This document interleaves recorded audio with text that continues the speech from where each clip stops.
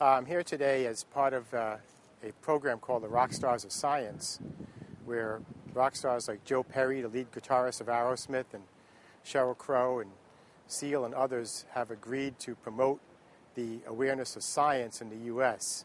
Scientific funding is too low for many of the diseases that are most prevalent in this country, especially Alzheimer's disease. We need much more funding, especially federal funding.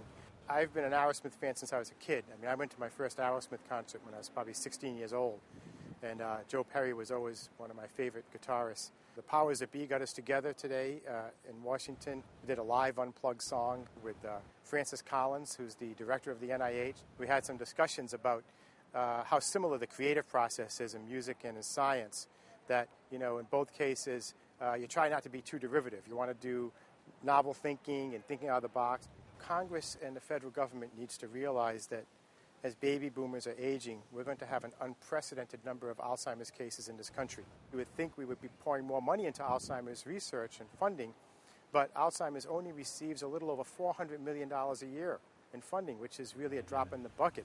I think that research is back on the road, you know, to being the kind of the cutting-edge defense that we put in place against these diseases ravaging families all across America and all across the world. The world is waiting for us to find a solution as well. If we spend the money on research today, we'll be able to save $9 in the costs of the healthcare system that treating an Alzheimer's patient will ultimately require in expenditures. So that's kind of what my mother used to say before she got Alzheimer's. She would always say, work smarter, not harder. We need more funding.